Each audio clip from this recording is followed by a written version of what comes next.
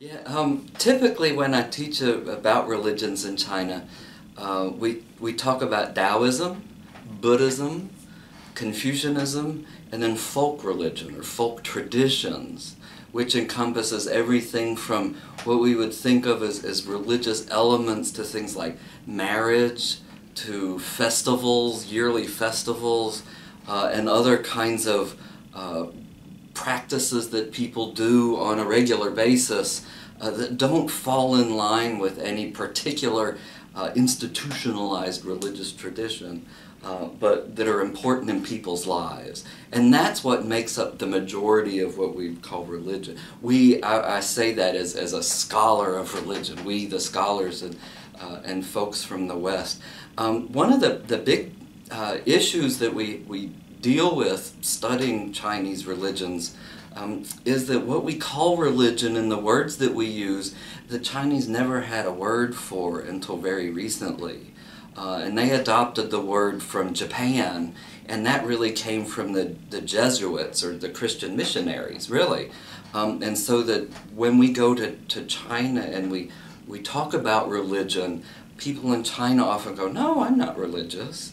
And the studies we see in Pew studies, or we're reading in the newspaper or hear on the news, and we see, all this percentage of people in America is religious or Europe is religious, and we get to China and almost nobody admits to being religious.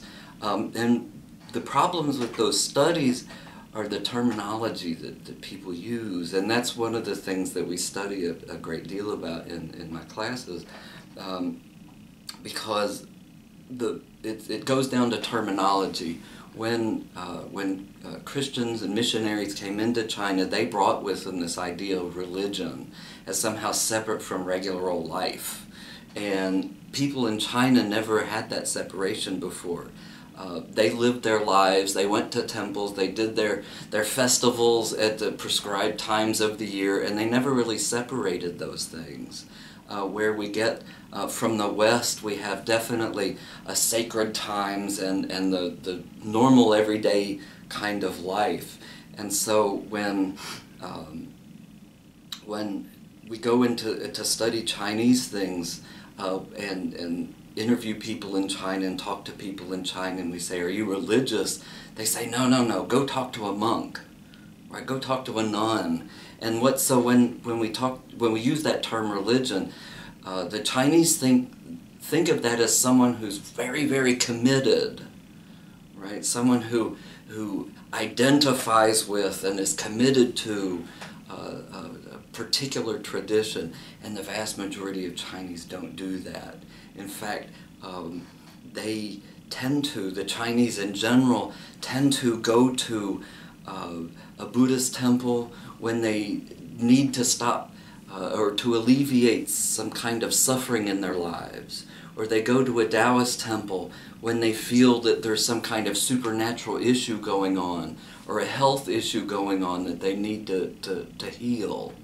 They'll go to a Confucian temple when they need to pass an exam or get a new job. And so they'll go to a folk temple when those particular issues arise. And so they're very fluid in their identities. They identify as Chinese, and this is part of the identity, that they can go to any of these different temples when they need to, and not exclude any of them.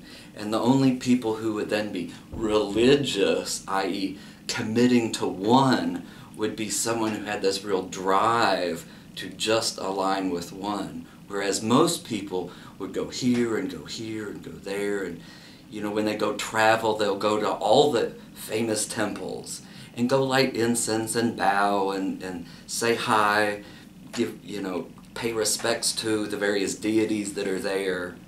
Even if they don't know who they are, being in a sacred place is important, so they'll pay respects.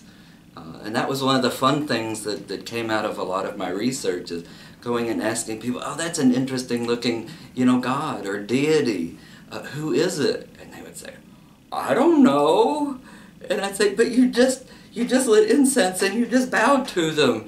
And they're like, "They're all the same. I'm here and they're all the same, so I'm just being respectful. And okay, you know, and that's the answer I saw over and over and over. And it's really different than what we think of here in the West. And so I had to find a way to come to terms with that, because that is the reality for the Chinese. They're not thinking of it in very individual terms, like it's one or the other. They really see it as they're all sacred. They're all part of a larger divine.